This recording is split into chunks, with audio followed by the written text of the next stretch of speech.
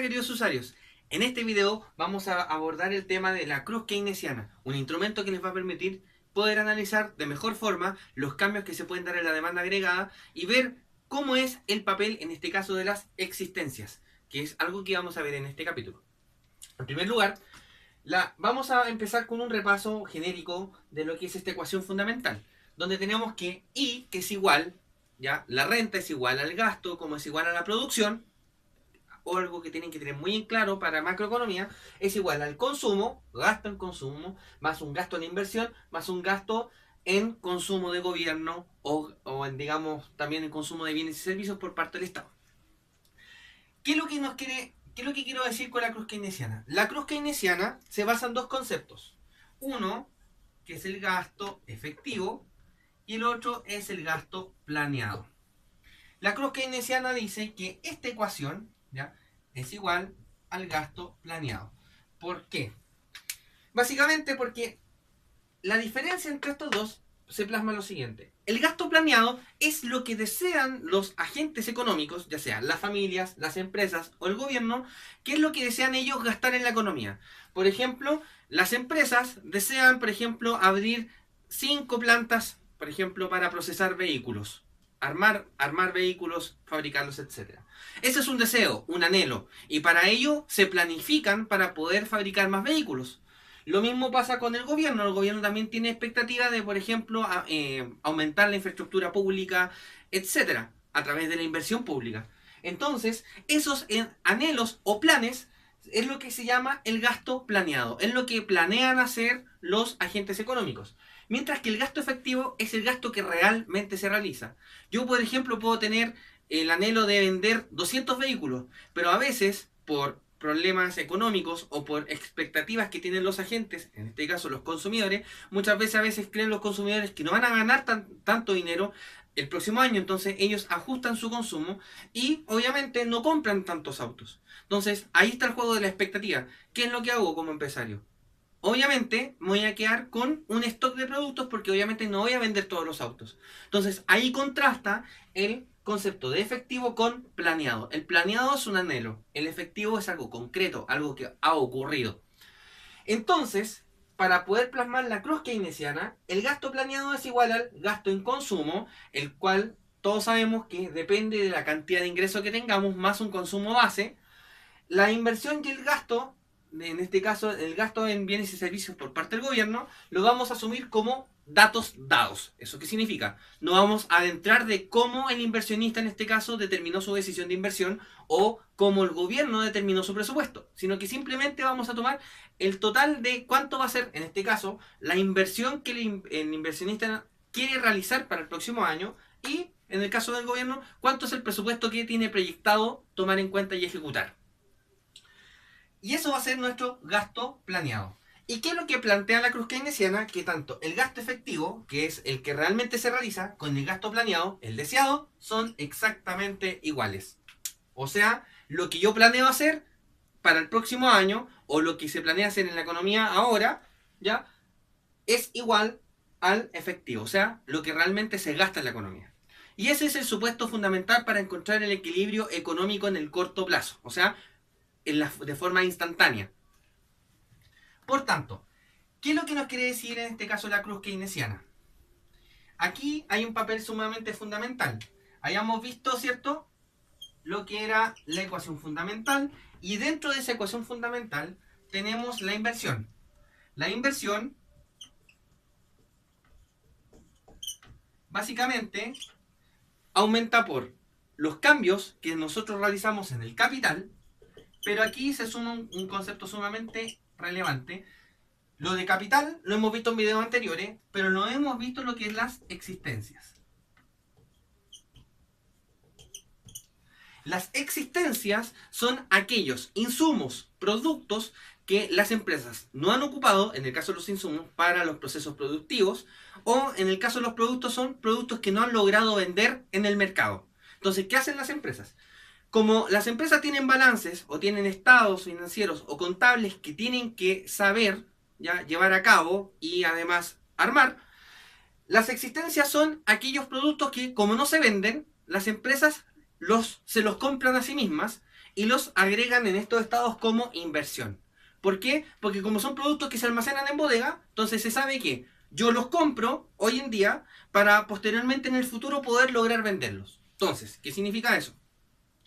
Cuando yo compro existencias estoy aumentando la inversión, pero cuando yo estoy reduciendo las existencias estoy disminuyendo la inversión de las empresas.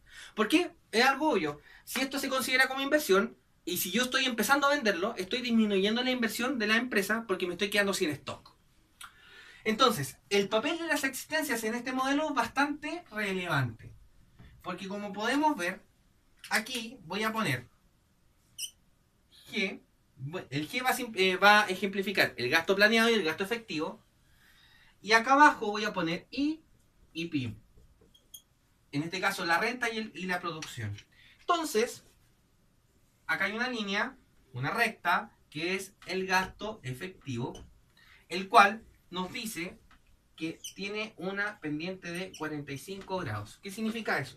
La pendiente es constante y proporcional. O sea, yo a medida que aumento un peso en gasto, por la equivalencia, yo sé que no puedo gastar un peso si no tengo un peso de ingreso y al mismo tiempo, si ese gasto, ¿ya? O ese ingreso no también no significa que puedo tener más de uno en producción. O sea, tiene que haber una igualdad, ¿ya? Por tanto, a medida que yo voy aumentando el gasto efectivo, estoy aumentando en la misma proporción el gasto, ya sea efectivo planeado, o también al mismo tiempo estoy aumentando la renta y el PIB en la misma proporción. Y aquí nace otra recta, que es la del gasto planeado, la cual es C más I más G, o sea, consumo más inversión más gasto. Y aquí me interesa parar. Nosotros dijimos que la condición de equilibrio era el gasto efectivo con el gasto, ¿cierto?, planeado. O sea, ese punto que está aquí.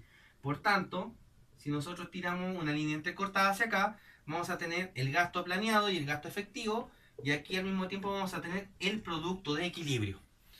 ¿Y esto qué significa? Básicamente, el gasto planeado parte aquí, porque como pueden ver, tanto sea en el consumo independiente si tenemos un ingreso de cero, vamos a tener siempre un nivel base de consumo. Y como los otros datos, ya sea la inversión o el gasto que realiza el Estado en bienes y servicios, viene dado, entonces siempre vamos a tener un nivel de consumo base, independiente del nivel de ingreso que tengamos.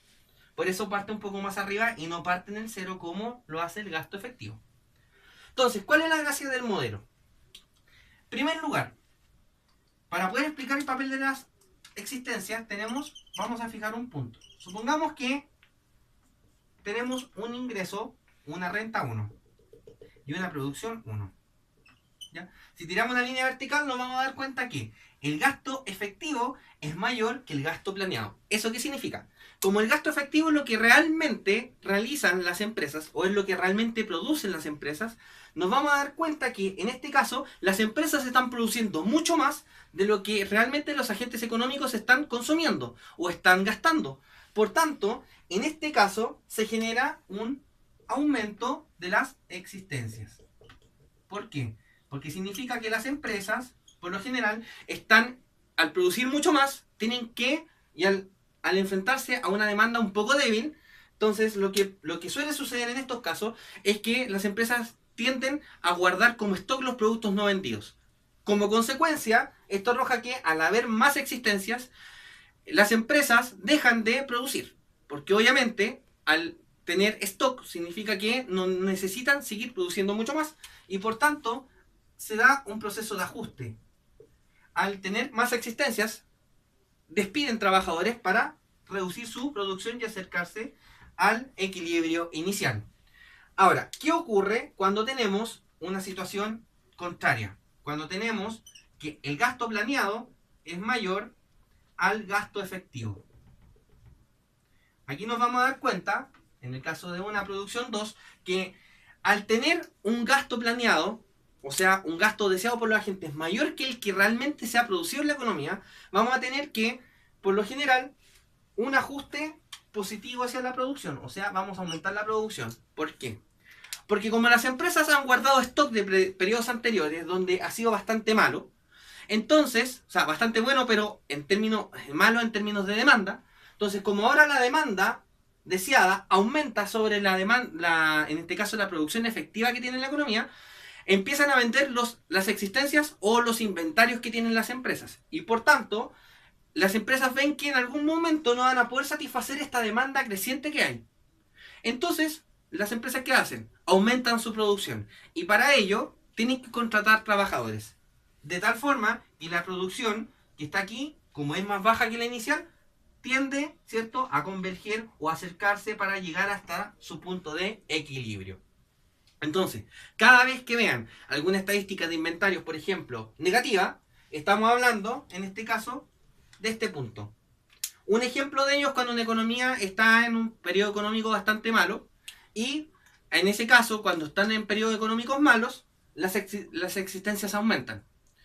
Y cuando las existencias empiezan a disminuir, significa que la economía de a poquitito se va a ir acercando a un ciclo, en este caso, a un momento económico mejor que el actual.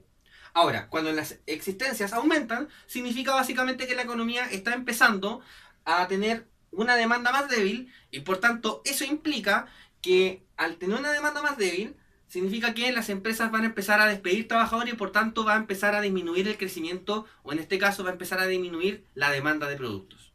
Esto ha sido el video de hoy. Muchas gracias y nos vemos en el siguiente video.